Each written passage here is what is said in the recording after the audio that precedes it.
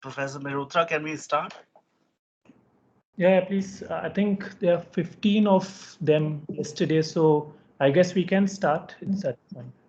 There are already 13 of them have already joined. So Okay, so if the recording is started, then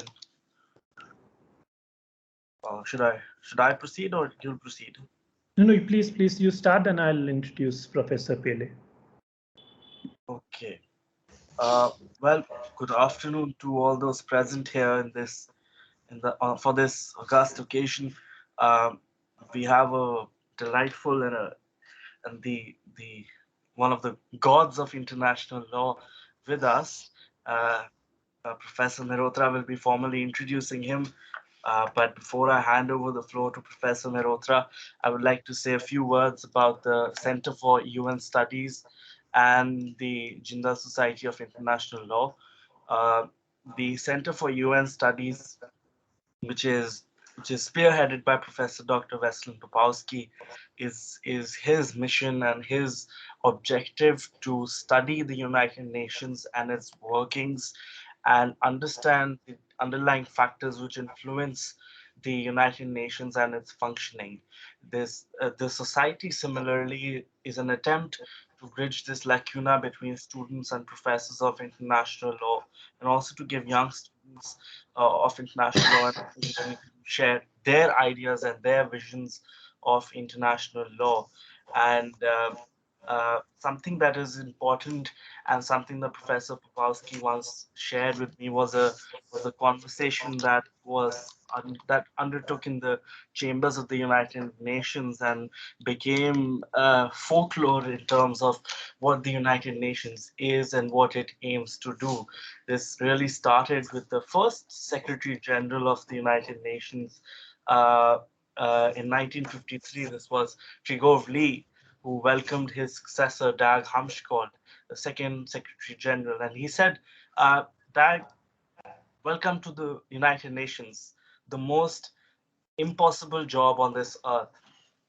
And Dag Hammarskjöld reminded us later on is that the United Nations was not created to take us to heaven, but to save us from hell.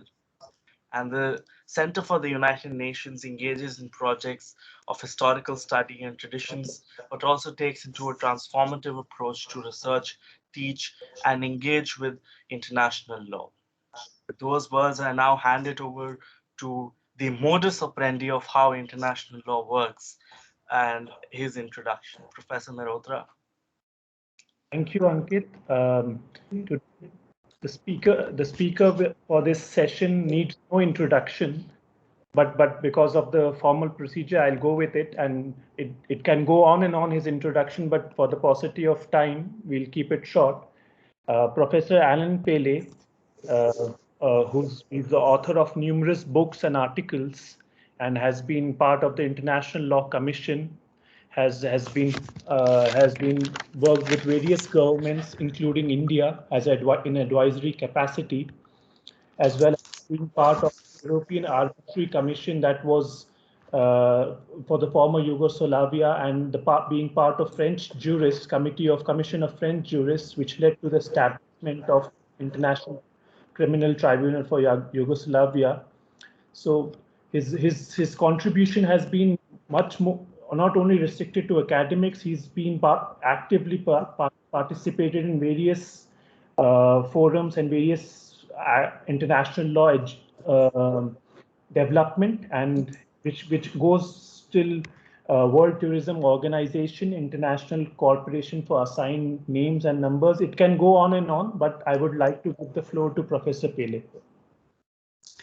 Thank you very much, Professor Malhotra.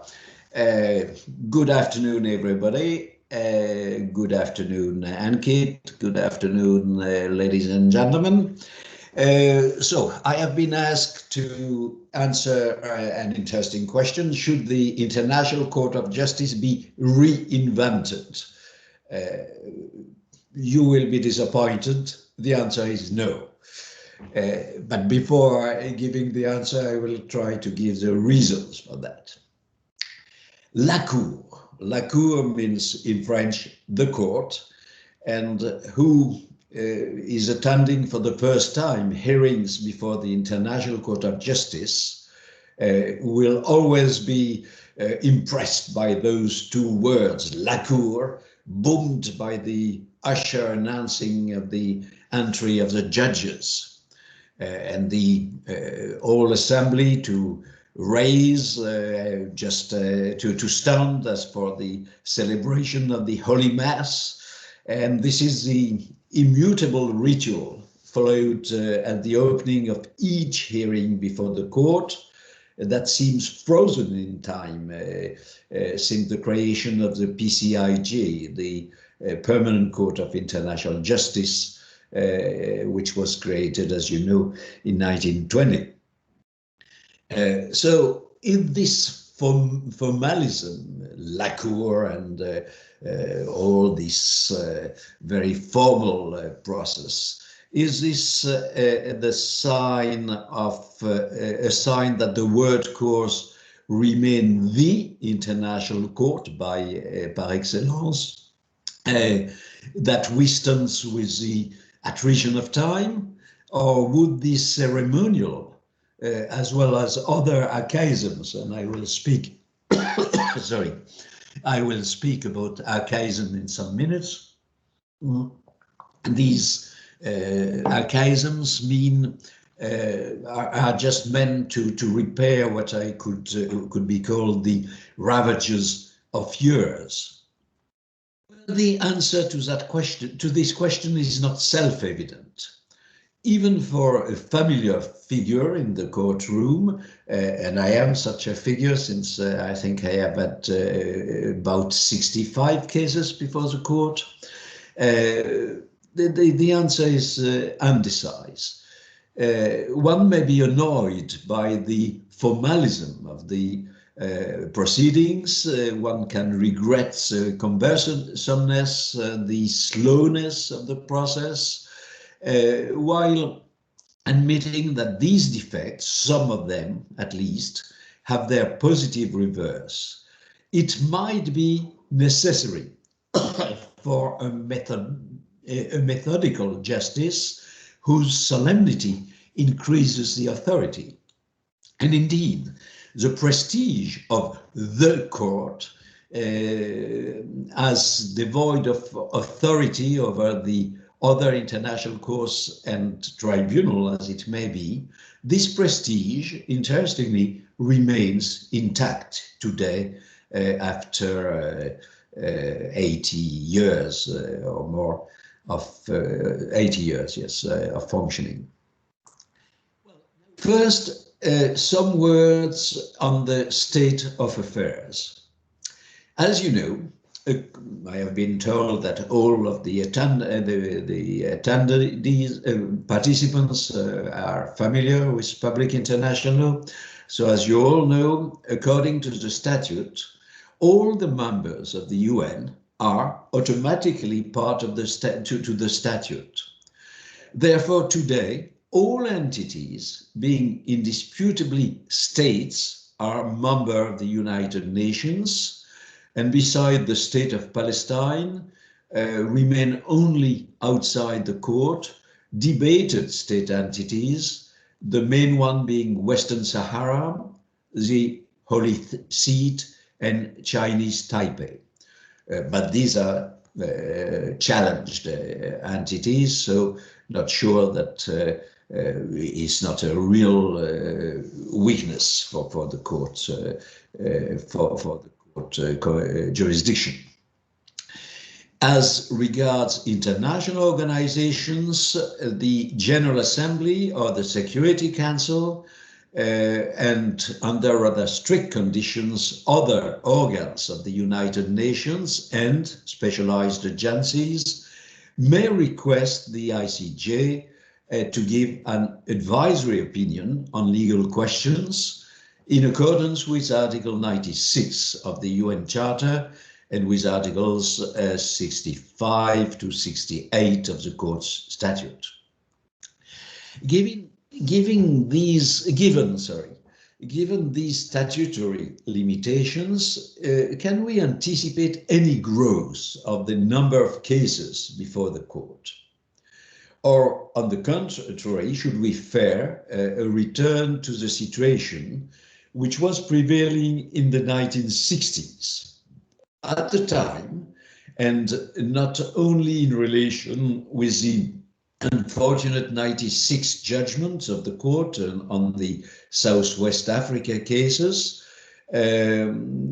because the 1966 judgment was very badly, and for good reasons, I think, was very badly received in the public opinion, and in particular in the third world.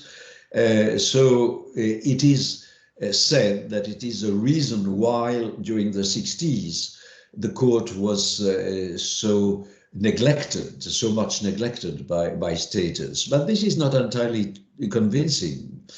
Between 1960, not 66, between 1960 and 1975, only 12 new cases were added on the list, the list of cases before the court. And some of these 20 new cases concerned, in fact, a single case, plural applications for a single case. And no new case was brought before the court between 1963 and 1966. In other words, before the 1966 judgments in the Southwest Africa case. And no new cases were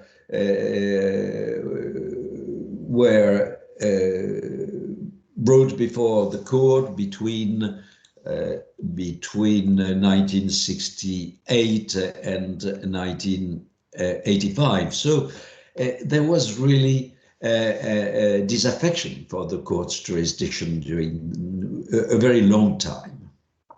Then started better times.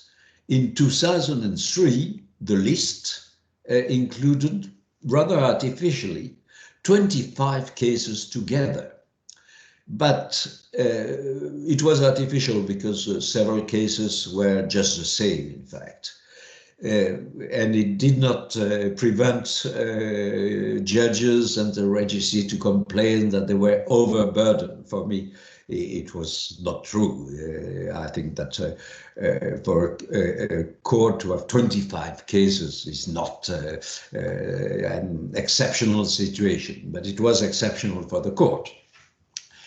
The situation in the early 2000s appears to have been entirely exceptional. By the time being, today, we are sent back to the pre-existing picture. That is to have 2 or 3 new cases every year, and for the court to give 3 judgments as an average.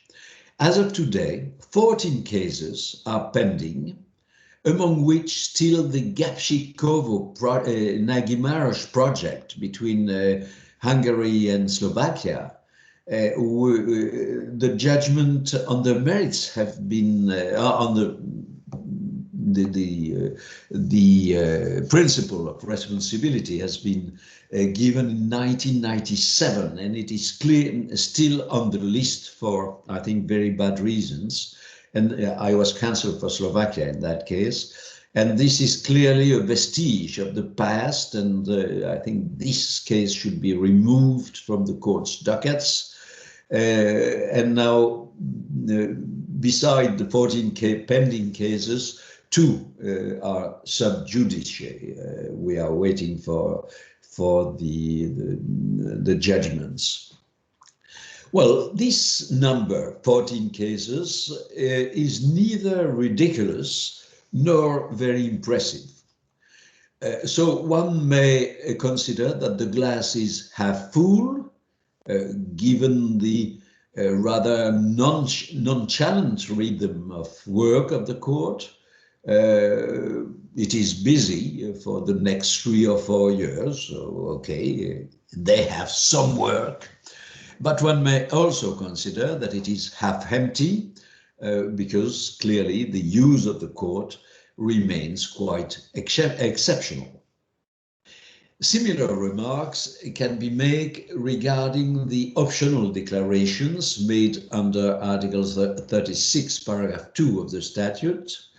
Their number increases very slowly.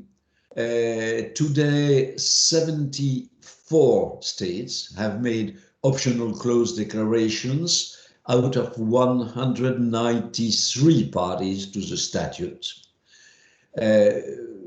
I also note that among the permanent members of the Security Council, only the UK has made one optional declaration, and it includes a great,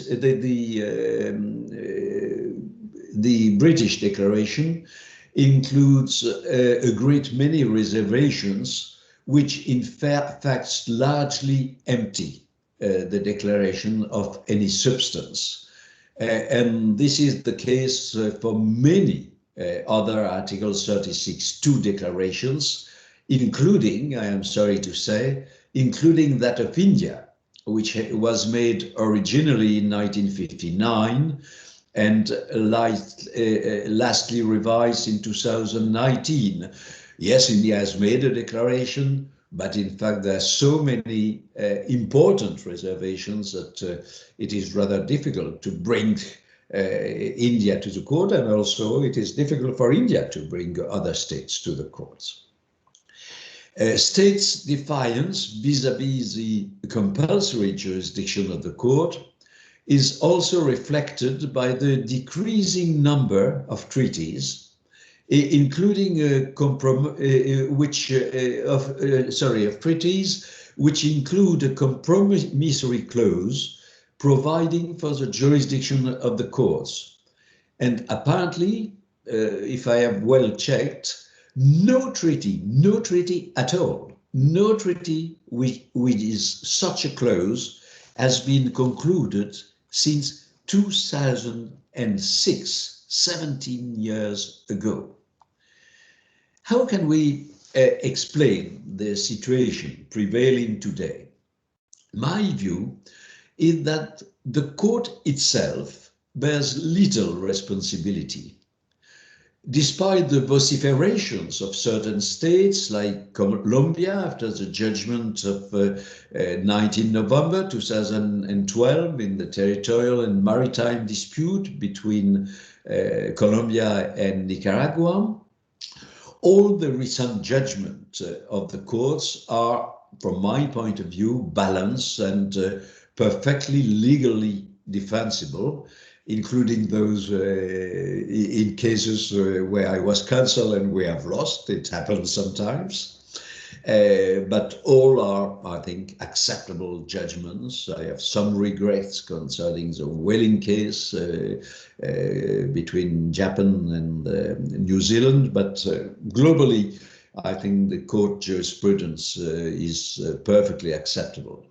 Furthermore, it is true that the proceedings are slow, but these last years, and particularly under the presidency of Judges Higgins, then Tomka and Yusuf, the court rather caught up with its usual excessive delays to deal with the case. And it is the court's, if the court's low productivity, the court renders rarely more than 3 decisions per year, then this low productivity has been often criticized. There was 4 judgments in 2018, only 1 in 2019 in the Jadaf case between India and Pakistan. In Pakistan, there was 3 last year, but 2 in identical cases. So there are not many judgments now. These 2 last years, you can explain this also because of the COVID crisis. But again, they are not that exceptional. And if I have time, I will explain that from my point of view, the court rather well dealt with COVID. They adapted themselves, and now we have pleaded. I have pleaded, I think, 3 cases from my home, exactly. Or I am in my holidays home speaking to you, but I have pleaded from that place, from this precise place, in 3 cases, and maybe I will again in September in my next case. But well, so the court has a low productivity, this is clear, but I think it is a price to pay to thorough, thoughtful, and usually very well respected decisions. All the more so that if we take account the fact that the formation of the court is generally composed of 15 to 17 members, except when the court, when the parties decide to constitute a chamber, but I think it is not a good idea, and I will come back to that. So 15 to 17 judges, which all of them think they are divas, very important people. This renders deliberation all the more difficult, that the discussion is to be held in 2 languages, French and English. And I will go back to the bilingual proceedings a bit later. The recourse to the ICJ remains, in fact, exceptional.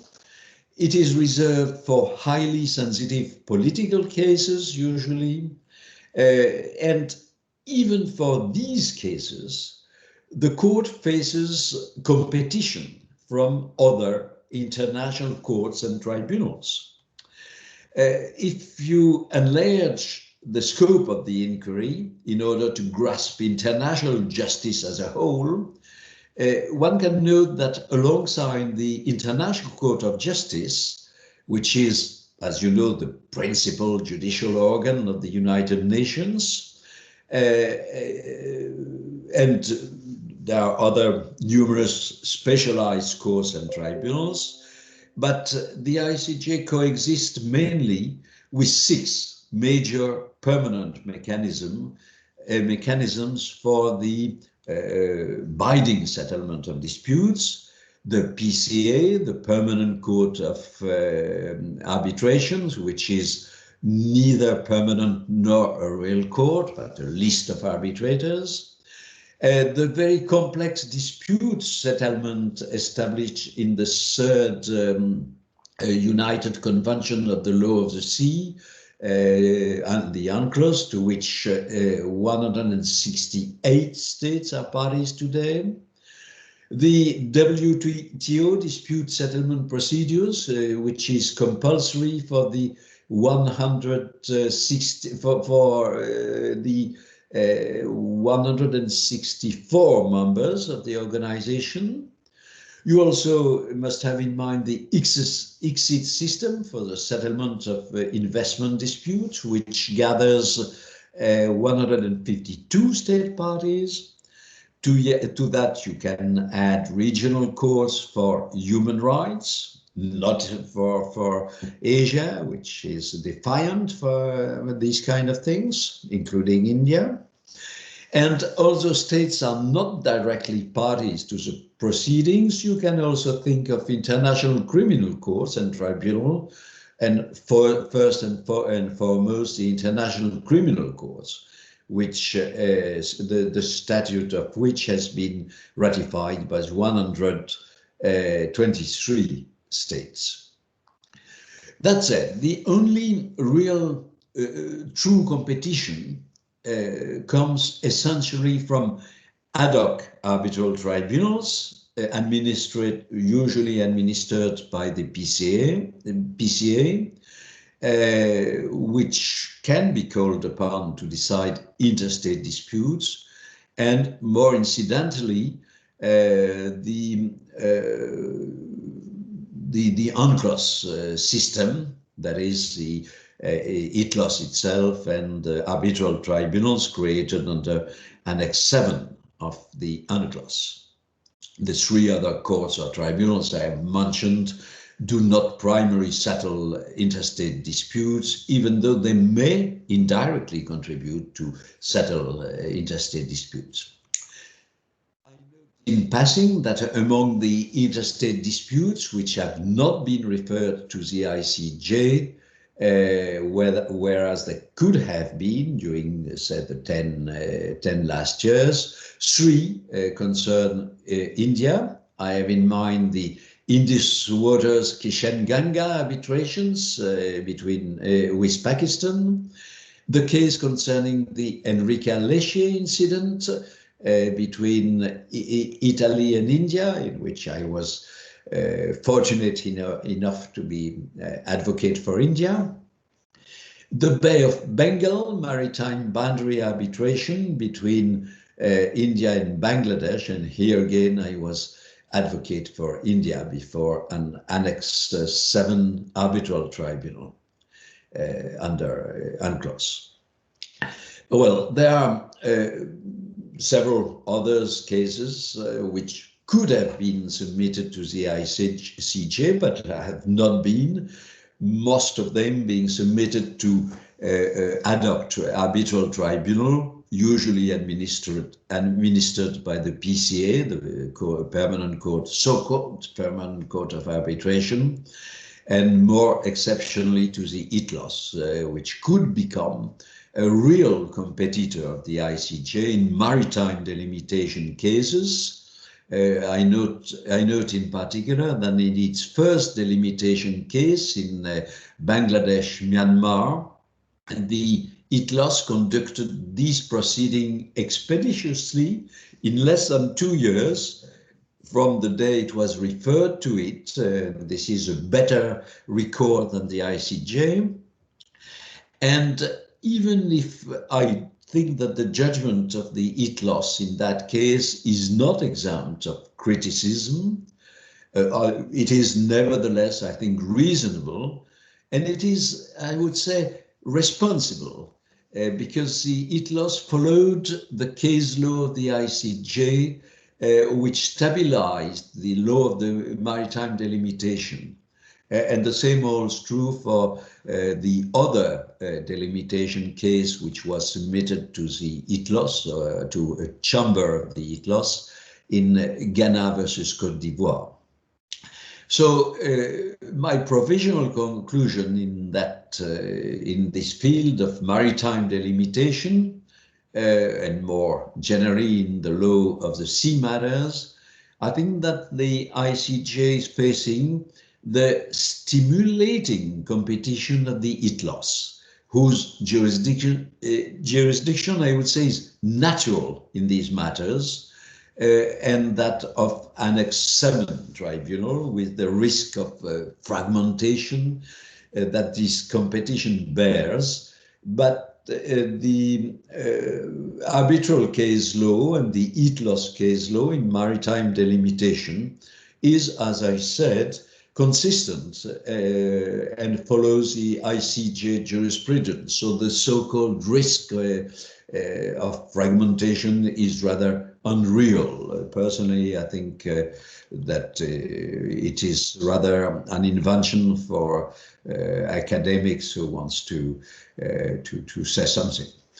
That said, I think that nothing can really justify the preference for arbitration. Globally speaking, arbitral tribunals are not quicker than the ICJ. Choosing judges, choosing arbitrators in each case is a Herculean task. It's extremely difficult to find arbitrators because the parties do not derive any benefit from the so-called possibility of choice. The choice of each party collides with the other party's choice.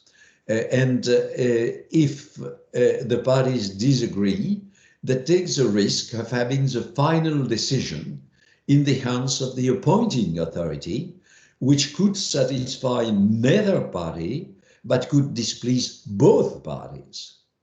And my view is, and it is really a considered and strong view, my view is that the great number of judges, when the full ICJ, 15 to 17 judges, or the full ITLOS, 21 to 23 judges, when the full ICJ or ITLOS is sitting, I think that this guarantees impartiality and independence from the parties, as well as the objectivity of the decision. So personally, I'm not in favor of arbitration. I think that these big benches are much more good guarantee of impartiality. Moreover, in addition to the greater predictability of the decision due to the stability of their jurisprudence, I think there are two other reasons which should increase the attractiveness of permanent courts and tribunals compared to arbitral tribunals. First, they have rules of procedures which have been thoroughly tested in practice and adapted to needs over times. And second, and this is not negligible, only the fees and expenses of the pleading team are borne by the parties. The remuneration of the judges, the costs of the register are paid by the parties to both statutes, and the facilities are put at the disposal of the parties. And if you want an anecdote, I must say that when I was counsel for India in its delimitation case against Bangladesh, I suggested to my agent, which was a very respected now judge, Chada Nehru in the ITLOS, I suggested to her that after all, better to have an arbitral tribunal. We could go before the ITLOS.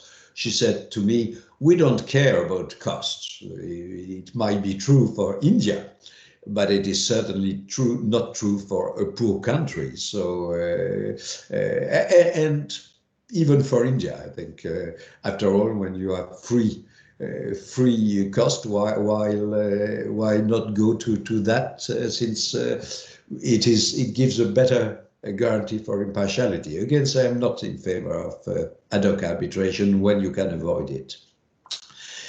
To put it clearly, the relative disinterest for the court is not based on any rational reasons, with the understanding, however, that the ITLOS is a credible alternative for matters covered by its jurisdiction, including maritime delimitation.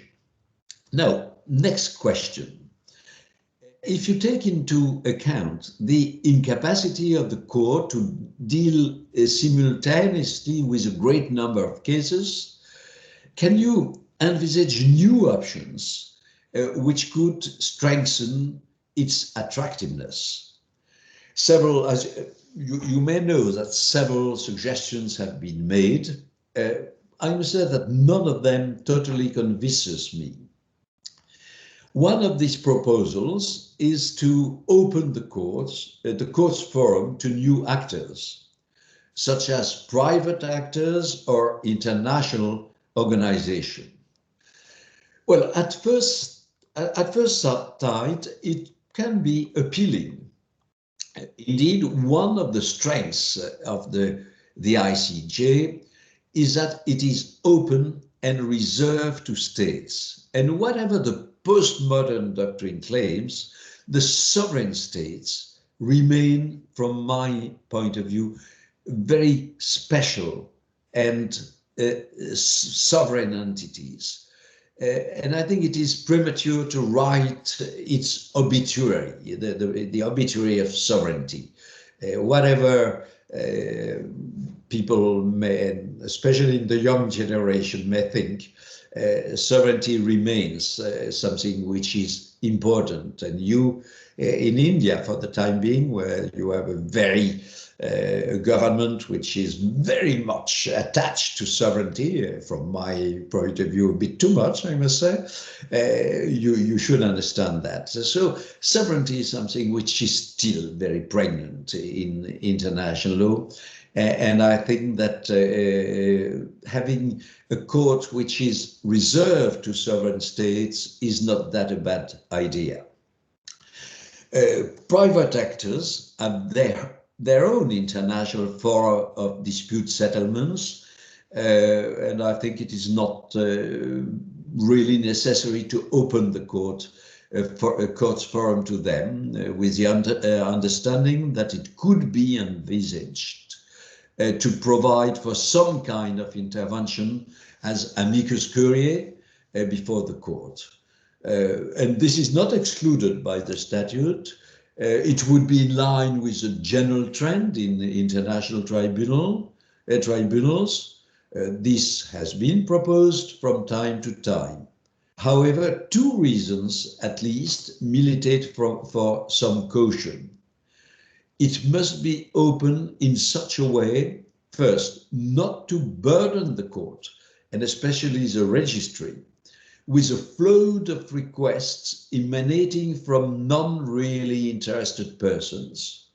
And if you open too widely the possibility of amicus curiae briefs, you could really overload the registry, which is not well equipped for that.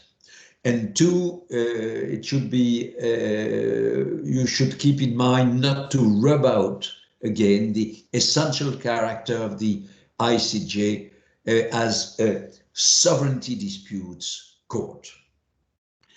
Now, what about international organization? And first, should international organizations be authorized to be claimants or defendants in contentious cases? A priori, this would be logical at a time when international organizations, at least some of them, act more and more like states in some fields. It would therefore seem normal that when their responsibility or the limits of their competences are at stake, these issues could be brought before an international law court. Excuse me. However, the consequences of such responsibility are so complex. Its articulation with the responsibility of member states are so uncertain that such an opening of the court contentions forum should, I think, be restricted to cases when only the active or passive responsibility of the organization itself is at stake, without and excluding the problems of combination of responsibility of the organization and sometimes the nearly 2,000 member states. Well, in any case, this extension seems unattainable, since it would suppose an amendment to the Charter, which is for the time being totally out of reach. Excuse me. This would not be the case if one envisages an extension of the possibility for international organizations to request advisory opinions. There is no question that such a right could be extended to other international organizations or institutions within the UN system. This is simply a question of political will, since according to Article 96, paragraph 2 of the UN Charter, it is already envisaged. So in this respect, the only real issue is, should such a right be granted to the Secretary General? This is proposed from time to time.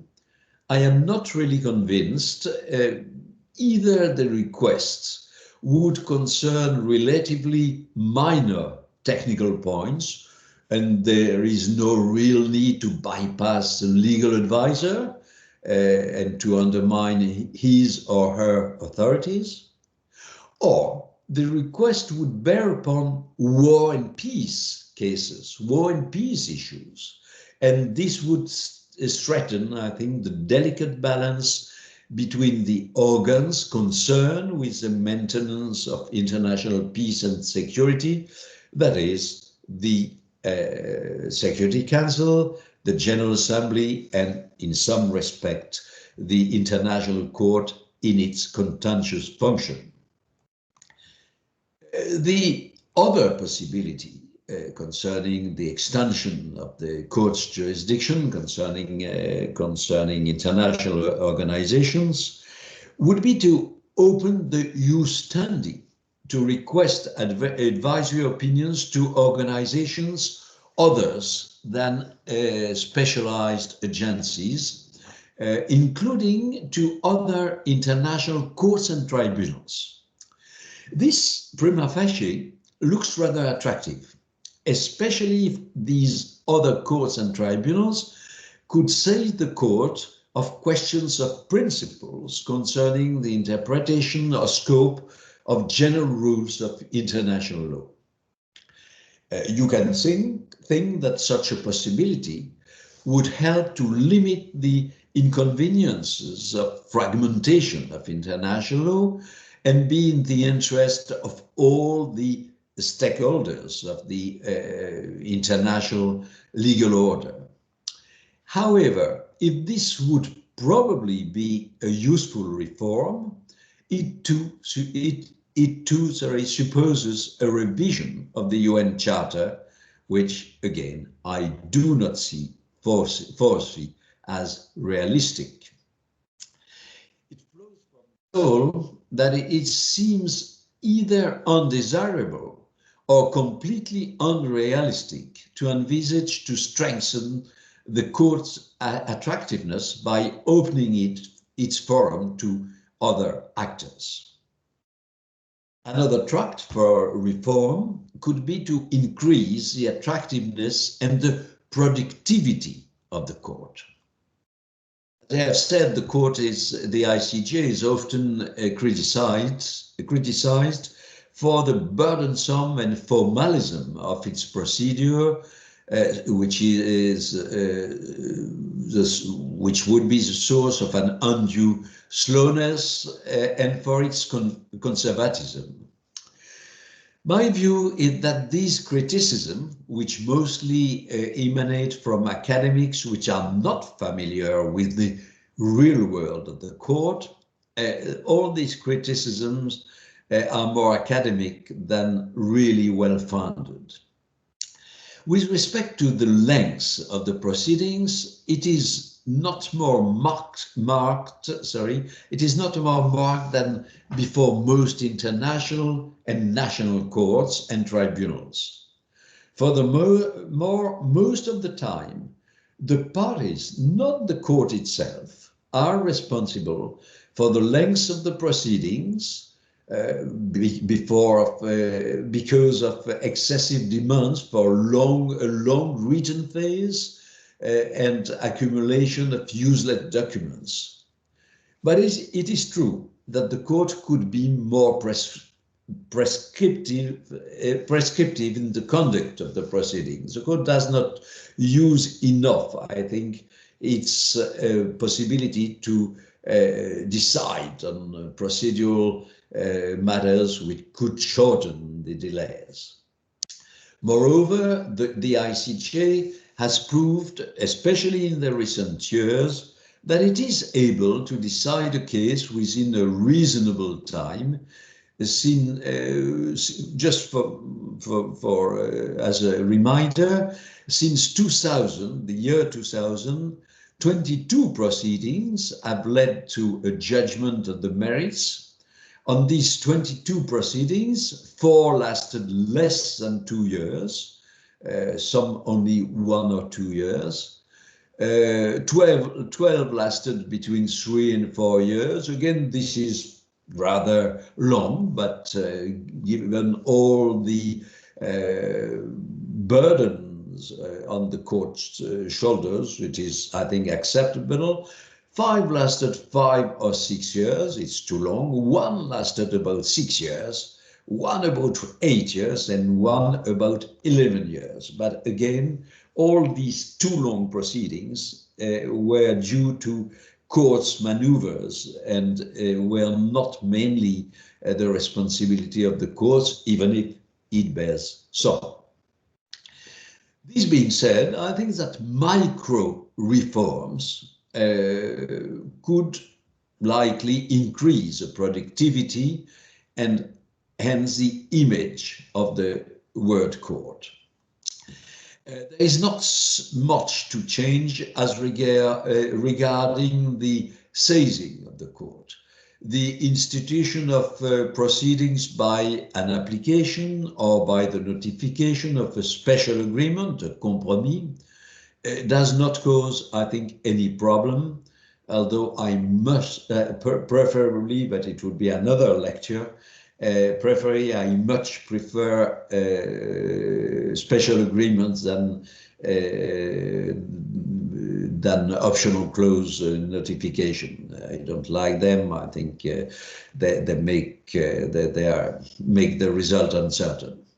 Nevertheless, I would like to make in this respect a related remark. It is certainly good that the popularity of chambers within the court among states has declined.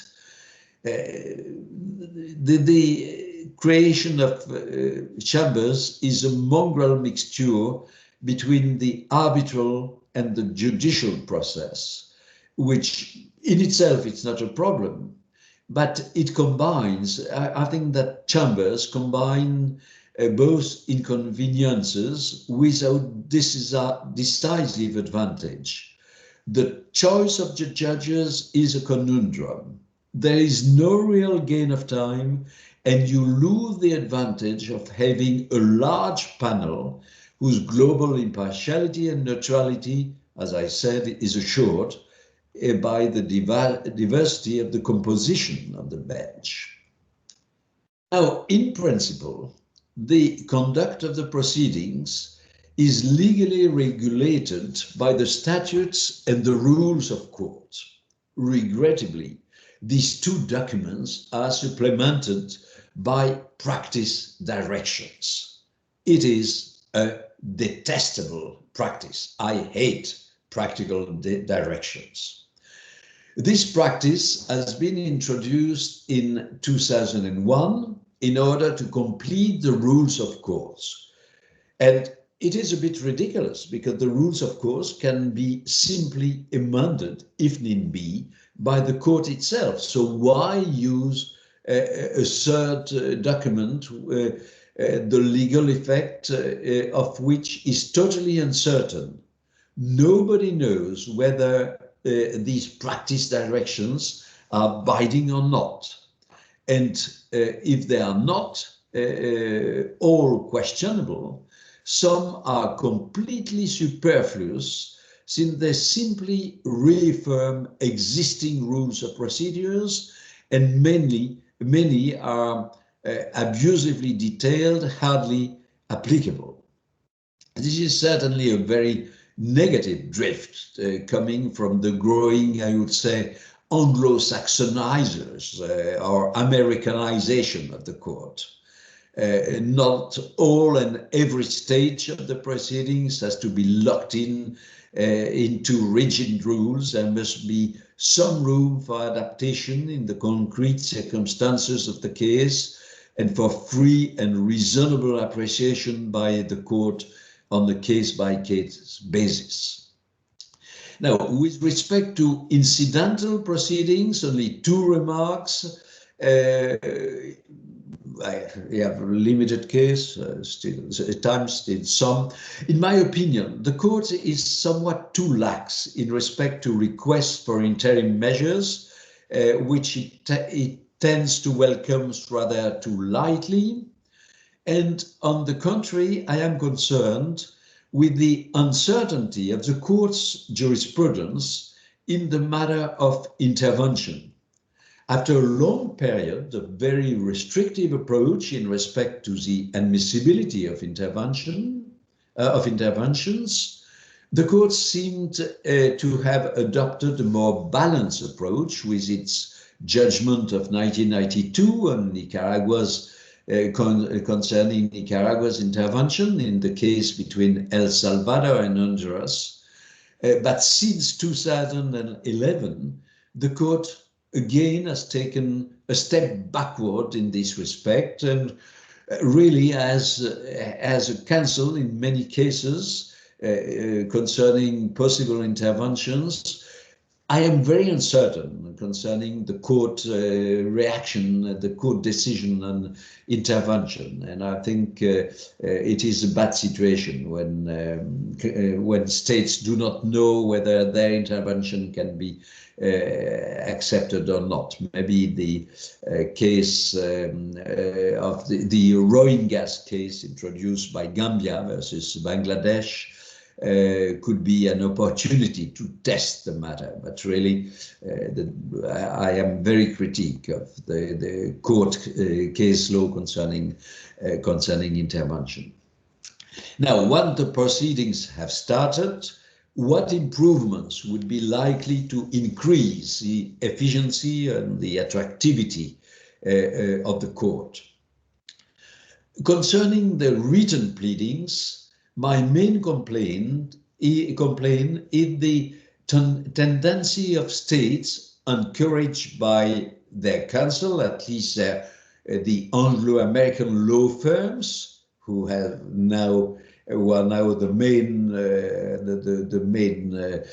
counsel before the court, to my great regrets. So these Anglo law firms, Anglo-American law firms, encourage their state to write too much and to pile up annexes with very little discernment. They have a tendency to annex to the written pleadings an impressive number of documents which quite often have only a vague link with the argument and which are included in the annexes just in case, not because they are really useful for the case. And unfortunately, besides self-restraint by the parties, the court is not very well equipped to face this leeway. Although it could take support of Article 48 of its statute, which provides that the court shall make orders for the conduct of the case. So the court could take support of this provision to be more active in the conduct of the proceedings. And now they have envisaged to limit the last practice direction says that in principle the limit should be 750 pages, which is except some exceptions. And I think this practice direction is reasonable, but it could have been said in the rules as well. Now, these drifts are unfortunate, not only because they use tons of papers and are anti-ecological, but also because they slow down the proceedings. Not only because conscientious judges will, and probably hopelessly in some cases, they will try to read or at least go through all those documents, which is extremely time-consuming for quite often, I think, a disappointing result, but also because all this should, theoretically at least, be translated, since according to Article 39, paragraph 1 of the statute, the official languages of the court shall be French and English, in this order: French first, English second, not alphabetical order. Well, this provision on the bilingualism in the court has significant consequences, which are both practical as well as more fundamental. And although I am nearly approaching the end of my time, I want to say something about that. At the practical level, the result of this bilingualism is a very heavy workload for the court registry and the source of great expenses when parties exaggerate the number of annexes. Therefore, given the subsequent burden of bilingualism for the International Court of Justice, you can ask the question, should the policy of, well, the policy or the legal demand of bilingualism be reviewed? I must say that not being an activist of the French language, I have often pondered about that myself. After all, today there is only one international language, and it is no more French, it is English. The main reason why, which in my opinion detracts from the simplifying and practical appeal of such a solution, is that bilingualism is not just a source of frustration and constraint, it is also a source of enrichment. I believe that the opportunity to address the International Court of Justice in both a language that constitutes a natural vehicle for common law, that is English, and on the other hand, that is more linked to the particulars of Latin law, is, I think, a source of complementary and mutual enrichment. Language is merely the tip of the iceberg. Beyond this is the legal approach to international relations and the very concept of international law, and not common law, but international law is at stake. This results from the essential, international results from the essential encounter of two legal traditions: Roman law, Roman Germanic law of Latin origin, which without doubt is practiced in the majority of the world countries, and on the other hand, common law, and which is very different, and the two approaches are very different in their methods of reasoning. And I must say that as a member of many huge legal teams, there is always a very difficult problem of understanding one another between common law tradition and Roman law or Germanic Latin tradition. For me, the most difficult to be understood, it's not a problem of language, it's really a problem of legal language. I have quite often real problem in understanding common lawyers, and especially, I must say, the worst are the Brits.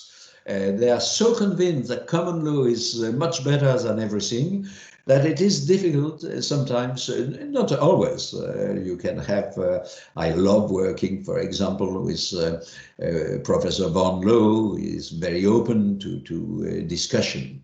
But with some of my colleagues, British colleagues, it's terrible because they think it is British, not too much with Indians, I must say. Apparently, in your country, you are more open to discussion with us. But seriously, this is a real issue, I think. If you give up with French, just because it happens to be French, it could be as well German or Spanish, but it happens to be French, and you cannot change that. Otherwise, you would have 5 or 6 official languages, and it would make the life of the registry impossible. So I think it is important, pursuant to Article 9 of the Statute of the ICJ, Article 2 of the Statute of the ITLOS, the judges of the courts and of the tribunal are chosen in order to assure, and I quote, in the body as a whole, the representation of the main forms of civilization and of the principal legal systems of the world. And this diversity provides great richness, even though the educational background of the judges is in fact rather uniform. For their part, oral pleadings are often the object of squabbling in discussions between judges and counsel. The first impute, the judges impute to the second, the counsel, a desire to stretch the lengths of the hearings to the maximum. The counsel, for their part, suspect the judges wanting to shorten the hearings below the reasonable minimum. I, for my part, have a rather nuanced opinion. I agree with the judges that hearings were in the past often too long and led to useless repetitions. But I also know from experience that whether wrong or right, the states favor relatively long hearings, which are the occasion to show to the public opinions that all which could be done for defending the case has been done. The judges are obliged to hear, and we hope to listen. And the public hearings can constitute an acknowledgement that all possible arguments were raised. Don't forget, the hearings are nowadays integrally broadcasted by, often, not always, but are often broadcasted by national TV programs, which mean that people in the nation can follow and see that they have been defended. This said, I would think that limiting oral pleadings to shorter period than was usual in the past is understandable on two conditions. The first is that, of course, everything is relative. In certain cases, a few hours of hearings are sufficient. In order, this would not allow that justice not only be done, but further more seem to be done. So you must find a balance. I think globally it has been rather well attained now.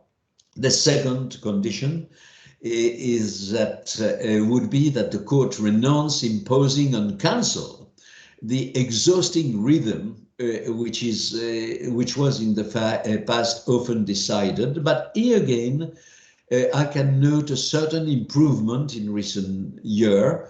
I am now able to get some sleep in The Hague or at home when I plead from here. I mean to sleep in a bed, not in a hearing room, even if sometimes I do succumb to a discreet somnolence, which is not reserved only to some judges. Last and general procedural point, the proceedings before the ICJ are often criticized for their slowness and their formalism. And indeed, they are rather slow and they are extremely formalistic. Let me say just a word on the length of the proceedings. I have already evoked the issue several times. Just three brief remarks. First, they are no longer than before most other international and indeed domestic courts and tribunals. Second, more often than not, states are more responsible for the excessive lengths of the proceedings than the court itself. They make excessive requests for long preparation of written pleadings. Also requests for extension for unnecessary third round. They, as I have said, accumulate under law firms, British or American law firms. They accumulate excessive documentation, etc. And third, the ICJ, in fact, has shown in recent times, in particular, well, for example, in the Jadaf case, that it could be reasonably expedient. Just a last word concerning formalism. Yes, proceeding before the court are extremely formal, and this is particularly visible in respect of to the hearings. Even if considerably shortened by comparison with the past, in my first cases, the first or second one was Nicaragua versus the USA, and we had to plead morning and afternoons and in many sessions. Now it is not the case. So it is true that the hearings remains rather long. And to be honest, they are usually quite boring. And by contrast with other courts, in particular investment arbitration, they are exceptionally formal in that the judges listen silently to the advocate's presentation. Quite often they discreetly or undiscreetly sleep. But very rarely they ask questions, even though they have done it a little bit less parsimoniously this very last time. But questions remain rare, and they never call for immediate answer by counsel. They are given in writing several days and sometimes several weeks later. Here again, I must say that all well considered, I would rather keep things as they are in this respect. The parties before the court are sovereign states. The cases submitted to the court, to the ICJ, usually are extremely sensitive political issues. And in these circumstances, spontaneity is not an option.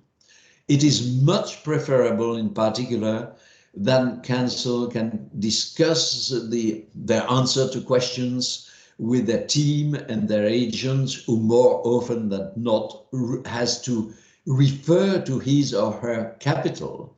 So I don't share the views that the court could be very proactive, orally speaking. I would be very uncomfortable to have to answer quickly to questions without referring to my agent, who himself or herself, more and more often the agents are females, himself or herself has to refer to his or her capital. Now, by way of conclusion, let me say that from my point of view, there is no need for a solemn and large-scale reform of the ICJ.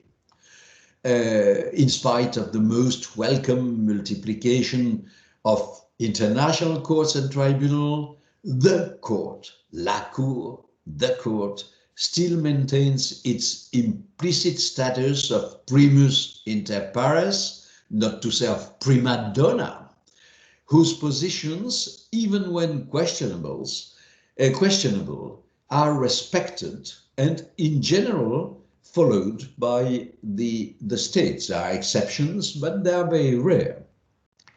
And I think better preserving the respect which the court has won, rather than weakening it by addressing sometimes unfair and often vain criticisms, and by proposing reckless reforms, which cannot succeed, given that an amendment of the court statutes is unlikely in a foreseeable future. And when I say unlikely, I would better say maybe impossible.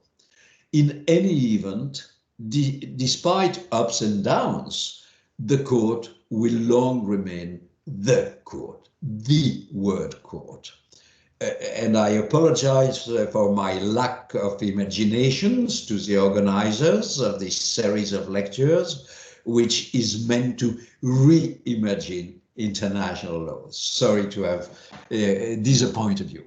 Thank you for listening, and now I am open to all your questions, even if they are indiscreet. Well, Professor, thank you so much. There seems to be an echo.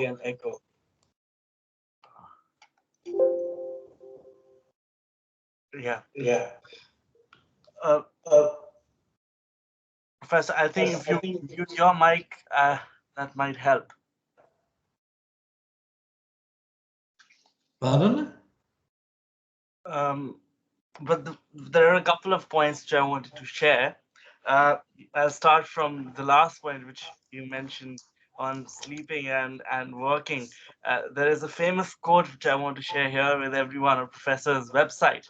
And I've often shared it with my peers when we are working on Sundays. The quote, I will not read the Latin version, but I will share the translated Indian version, which is, the English version, which is mentioned over there.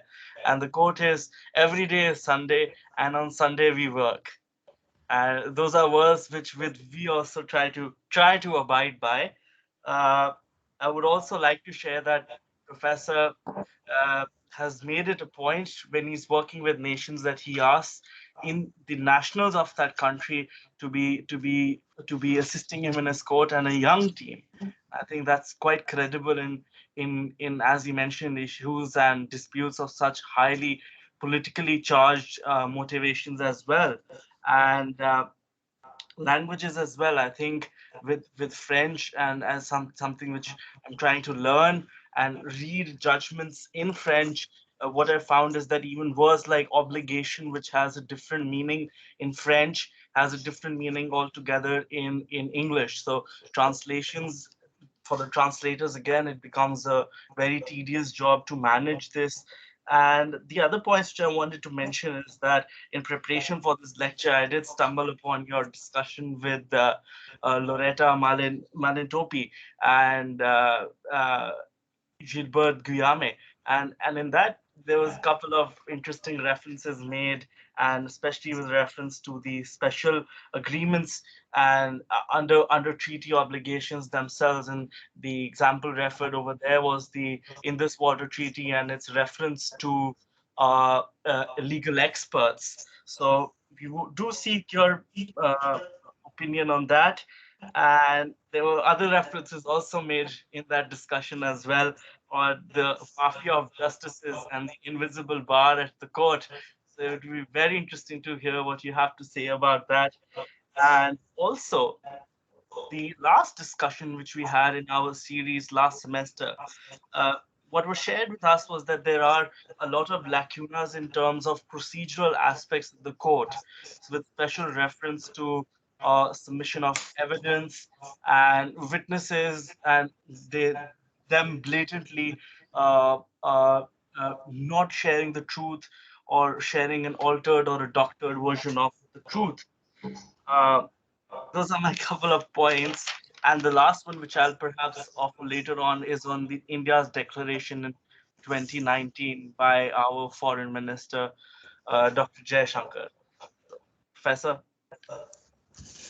Well, I have noted some. Maybe I will forget some. So you can remind me of of your questions. And by the way, I have read.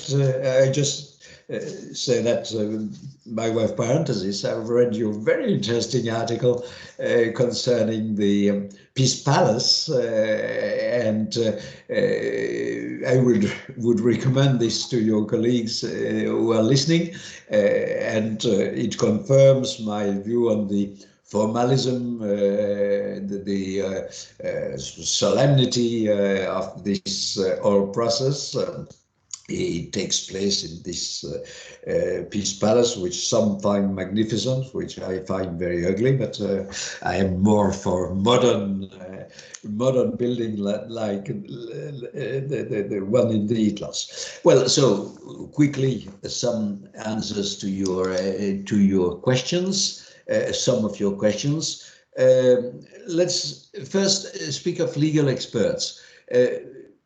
And I will even widen to experts in general. In your tradition, in common law tradition, you trust experts. In our tradition, Latin tradition, we think they lie. And honestly, I think they lie. I am more and more now.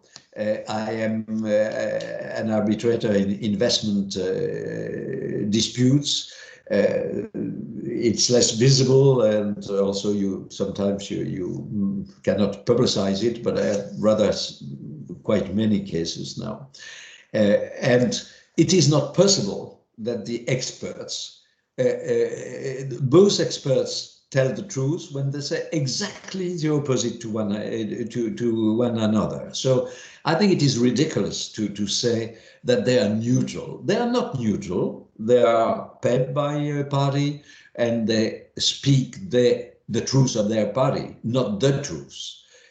So personally, I find this rather stupid. As a French, I would never trust them, and I do never trust them. What is interesting, just to have two opposite views, but well, why do we compel them to tell the truth? They don't, usually speaking. And when they do, the parties are absolutely furious against their experts. So really, for me, experts before international courts are just not trustable. It doesn't mean that they are not useful, but they don't tell the truth, and I find it rather outrageous that they swear to tell the truth when clearly they don't. That said, beside this, you have the problem, but it's not a problem before the ICJ. It's more a problem before investment tribunals. You have this now, I was habit of having legal experts before investment tribunals. And this for me is really ridiculous.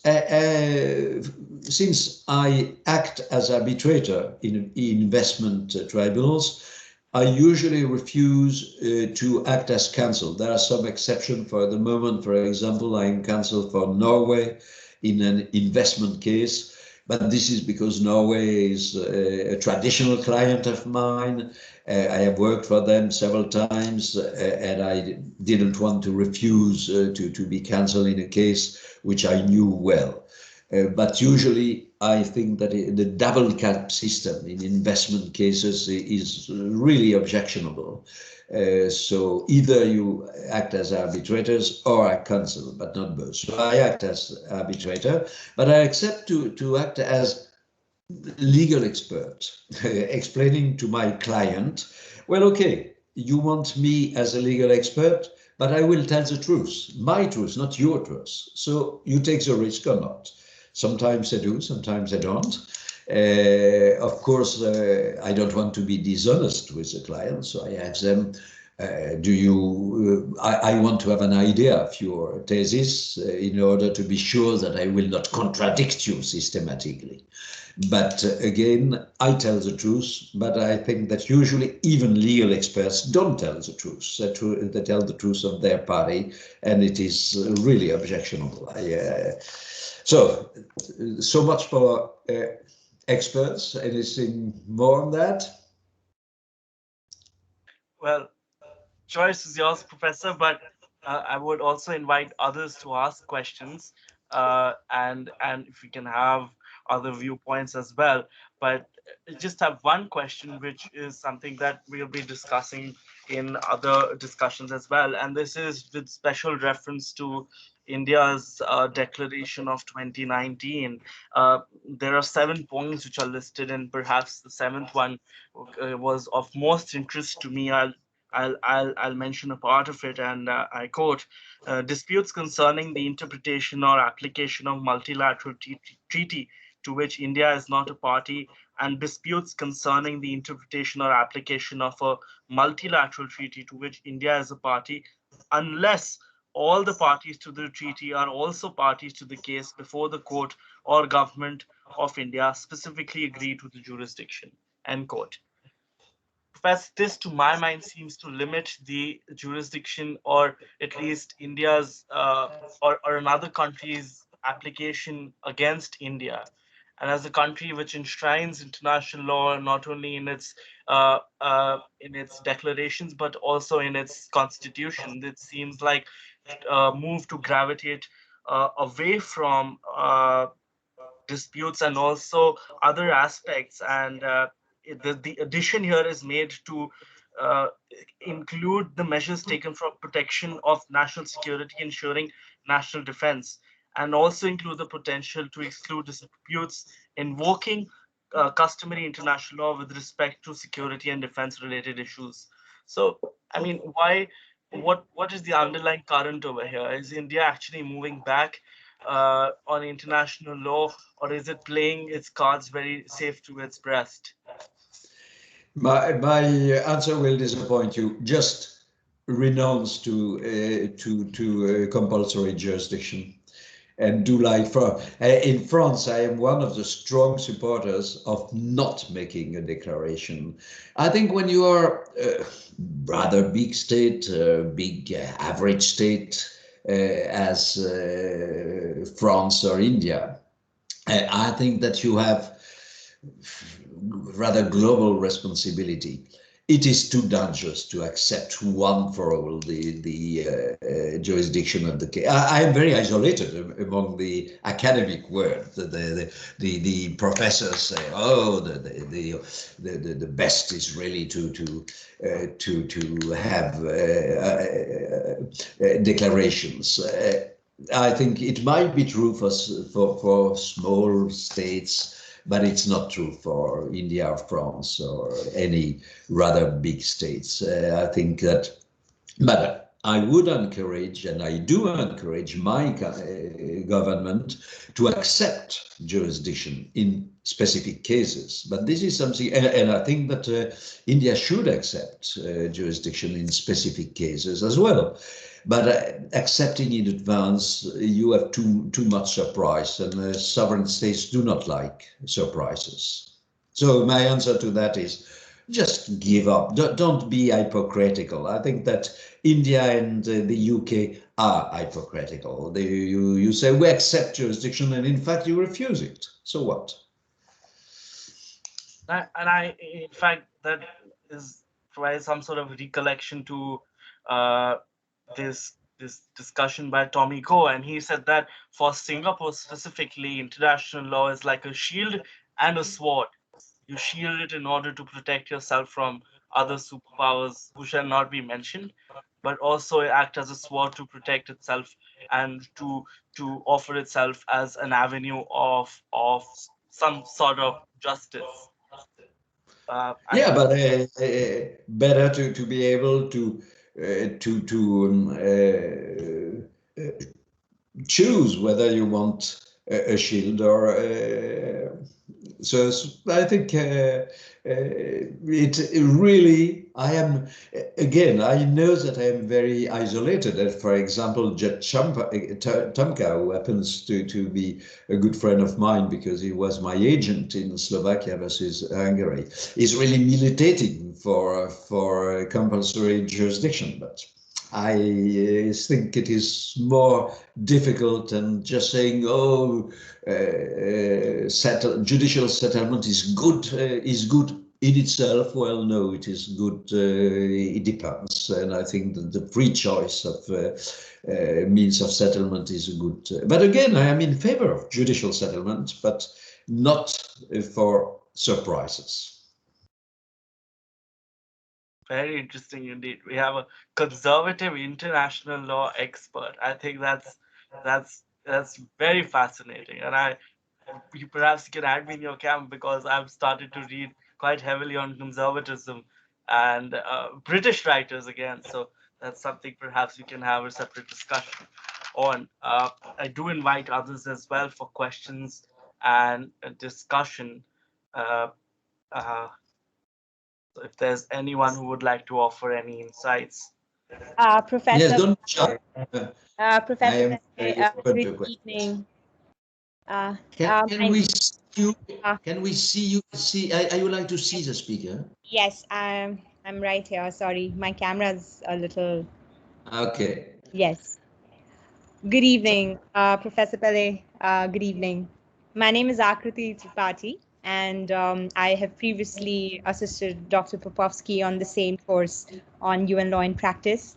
So it's a pleasure to meet everyone, Abhinav and Professor Ankit, and especially you, Professor. So such a good inaugural lecture. Thank you. It has been very eye-opening. In fact, Professor, what I think my questions, even in the previous semester and to you, have been on similar themes. Is that I genuinely, I think, have received a lot of perspective on the conservative approach that you have kind of presented to us today and our students. But what do you see are the changes that need to be brought about in international law, considering there are so many uncertainties in the 21st century? I mean, obviously, the pandemic is one such concern. We are talking about climate change. We're also talking about a lot of doomsday, theories. I mean, I wouldn't say theories, I would say predictions. So, do you think that while conservative an approach is required, is what should be the more balanced synthesis that the response time of international law improves to the contingencies of the 21st century? Well, it's a very, very, very, very, very, very, very, very, very wide question. I am not sure I have the answer. I would, better than speaking on the substance of your, answering the substance of your question, I would rather answer on the methodological way to answer. I think that lawyers and law are limited in their capacity of changing the law. The law is not made by lawyer. The law is made by lawyers. It is made by politicians. And my view is that what is important is really to change the perception of international law by the politicians and to improve their confidence in international law. I think that it is rather childish in a way for many of my colleagues to say, oh, you have to change this and that. This is not the question. The question is who can change? Who can change? Not lawyers. There is a very well-known dictum in France. A former prime minister said, oh, the military is something too serious to be dealt with by soldiers, by the military. And I think law, for me, law is something too serious to be made by lawyers. Of course, we can criticize law as it stands, we can suggest improvement, but we must be a bit realistic. I think that just, I am totally in favor of activists for environment, for human rights at all. I think it's very good to be activist, but I think it's very important not to make a confusion between the role of the lawyers and the role of the activists. The activists must pressure the politicians, and the lawyers must try to evaluate whether law has changed or not. So I will not answer your question, as you see, but because I have a special view, a personal view of what is our role and what is the role of law in the international society. Law is conservative as a matter of definition. I'm sorry to say that because I am rather I am seen by my colleagues as being very progressive. But I think when you are a serious lawyer, you cannot be really progressive. You unavoidably you deal with something which is just a result of the of politics. Not you are not the maker of law. I very much enjoy being influential. I very much enjoy trying to advise governments and to convince them to do something, but I don't decide. And when I am not happy, I'm not happy at all with what is happening with international law, with Mr. Trump. Fortunately, for the time being, he has gone, but he might come back.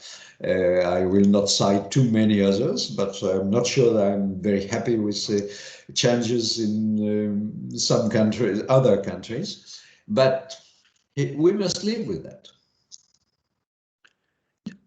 No, Professor, that's as pragmatic an answer that one could have expected.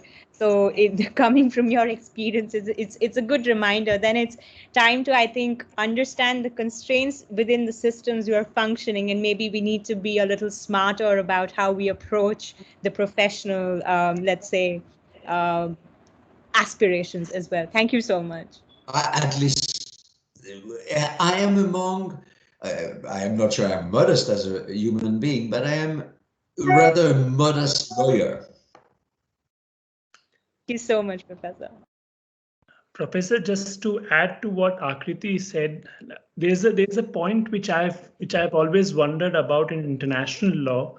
And since you brought out the point of politics, so how can an individual within a country connect with international law through the state? And especially in context of ICJ also, or in other forums, the connection between individual and international law seems to be missing. That's an interesting question.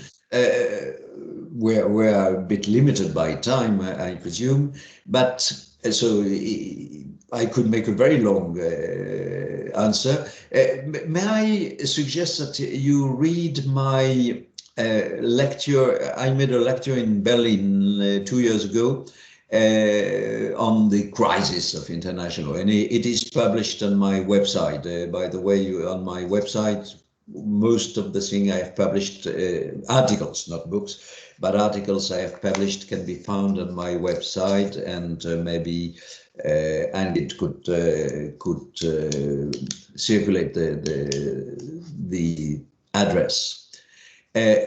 But nevertheless, just to make a short answer to that, I think that there are really interactions between international politics and internal politics, and then between domestic law and international law.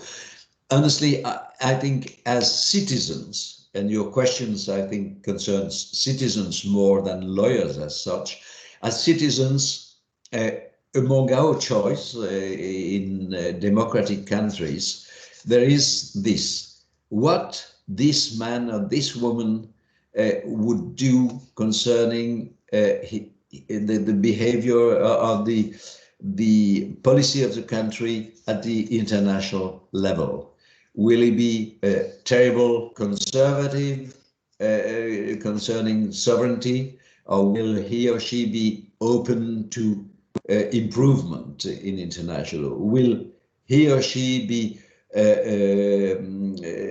like Mr. Trump was, be totally brutal and neglective of multilateralism, or will, under his leadership, his or her leadership, will the country be more faithful to multilateralism? And and I think really our duty as international lawyers is to try to first orient the choices of the country at the international level. But for that, we must make choice at the domestic level. So this would be my it's a problem of citizenship more than a problem of knowledge. Now, I think that lawyers have of course, their words to say. Until recently, I was the president of the French Society for International Law. We don't call it of international law, but for international law. And we thought that, I'm not sure I've been very successful, but we think that our duty as international lawyers is to try to convince the government to be more open to progress in international. Thank you so much. Thank you so much, Professor. And So we just have perhaps can squeeze one more question if there's one, but we have Megha who would like to ask a question. Good evening, sir. Thank you so much for the lecture. It was amazing, and from the perspective of a student was very eye-opening, as Professor Tripathi pointed out as well.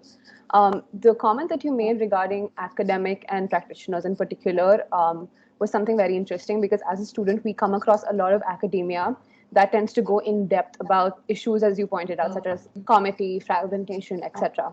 The question that I had was, in a lot of papers that I've read about this, especially the case that you pointed out, the ICJ versus the ITLOS and the area of competition and comity, I've noticed that academics go in depth into these issues and then further try to make a claim as to the changing nature of international law and how reconsideration should be made, and sort of foreground their ideas in these particular elements rather than the practical aspects that you were talking about, the functioning of the ICJ.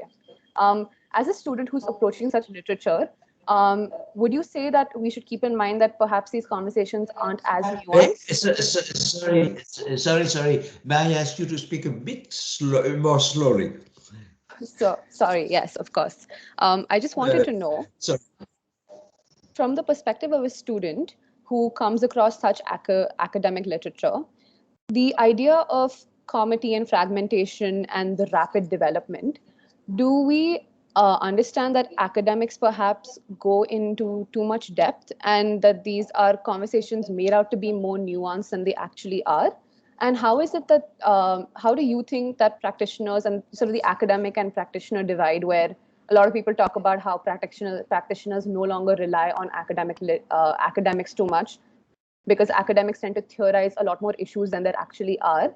How do you believe that young people in international law should approach such issues? Should we take academia with the nuances that it gives us, or should we explore that these nuances may not be as profound as they are made out to be? That was my question. I hope that it's I put it forth well. I'm a bit confused because I see several questions in your question, in fact.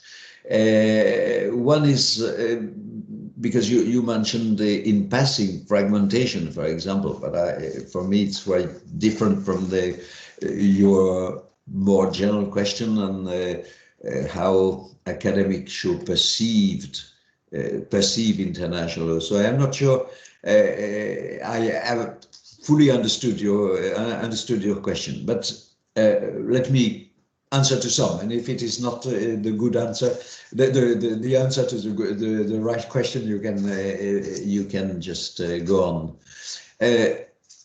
Well, first concerning fragmentation, I think there is a lot of exaggeration in the fragmentation, at least of public international in general.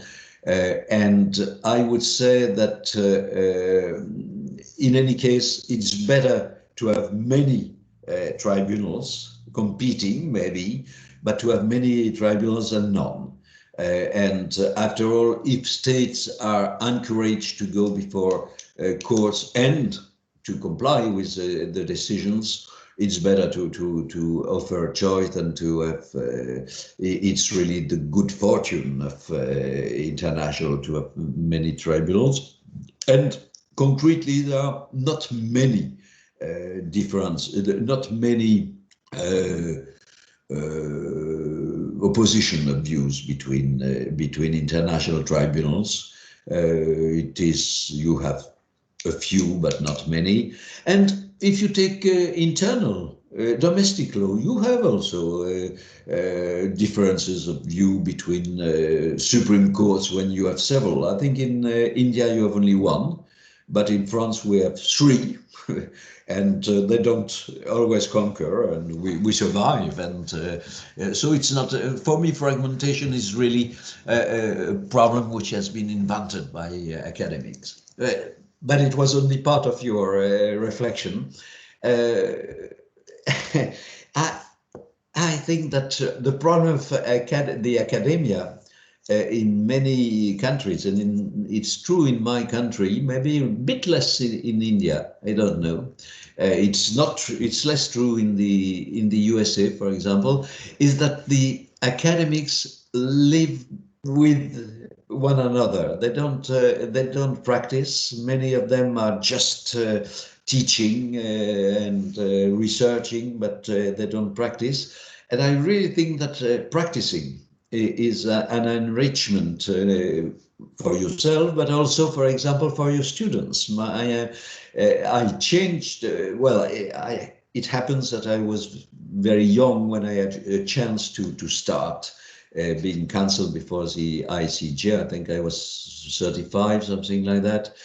So rather quickly I realized, hey, be careful, you are a lawyer, not just a pure mind, and you must teach your students the real things, not things which you think are good. And I think that, again, academics should be very careful, and it joins a bit the previous question, must be very careful not to take their feeling and their wishes for realities, and they are well equipped to do that, but too often they make a confusion between their roles. There must be critique, but they must know when they are criticizing and when they are describing. You describe law, fine. Then you can say, but what I have described is scandalous. I don't like it, and I do this quite often. But you first must be honest and tell the truth and teach the. Now, the last part of your question, as if I have understood that, is what for young lawyers. That was, I think, the last part of your question. I think that for the moment, it's quite, you must have in mind that public international is, pure public international is reserved for happy few. You have interstate relations. You can either be in the I speak only of interstate investment, for example, or human rights is wider, but pure interstate disputes are rare. They are dealt with either inside ministries of foreign affairs, and you can, if you can be in the legal department of India or France, you can have very interesting jobs, usually much less well paid than in law firms, but there you have a real opportunity to make international law, public international, or you have a chance to plead before international courts, or the Indian member of the ILC for the moment is a very young man and is very well perceived, I think, in the small world of public international law, but he is said to have been supported, very strongly supported by the government, but at the end of the day, nevertheless, he succeeded, and he seems to be, again, very well perceived. I know that he's Now he learned French, and he explained that he learned French because international law is a mixture between common law and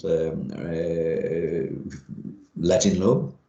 But it is also true that for the moment, the mafia of public international law, or the mafia of the ICJ, for example, the expression mafia of the ICJ was used by late Ian Brownlee, is small and unavoidably so, because the ICJ deals, and we go back to my lecture, because the ICJ can deal only every year with 3 cases, and it is unrealistic to think that they can do much more, and unrealistic to think that states would seize the court much more than 3 times, 3 states a year. So pure public international law, I don't think it is. You can envisage to have a bright career in pure public international law, but general public international law is extremely useful in other fields which are much more open, like investment law, like human rights, etc. In international economic law, more generally speaking, this is very open, and there you can make your career. Don't be desperate. Have I answered? Yes, sir. Thank you so much. Just wanted to understand how we should perceive academia and how we should then try and utilize it in our own work. I just wanted to understand that. Thank you so much. Thank you. Maybe it's time to stop now. So, well, let me thank you for sharing your expert thoughts and your expertise, which you have gathered over the years. And we're grateful to you for, first of all, accepting our invite, and then also speaking and sharing your thoughts. We'll also extend the invitation for perhaps a physical lecture next semester on the Indus Water Treaty and legal experts, of which I know you have very, very thoughts to share with us. And with those words, thank you so much, sir. It's been an honor, and we look forward to our discussions. Professor Malhotra, final words, please. Thank you so much, Professor Pellet, for your such an worth of knowledge, so much knowledge, which within 1 hour, it's equivalent to so many hours of knowledge. So much wisdom and so much experience which one gains out of listening to to experts or to dovers of the international law like you. So thank you for your time, and I hope the students have also benefited, and look forward to again seeing you. And thank you so much for your time, and the most important point about the difference between academia and practice was very well explained for all of us. Thank you so much. Thank you very much to you, and bye-bye. Have a nice evening. Bye-bye. Thank you. Bye-bye.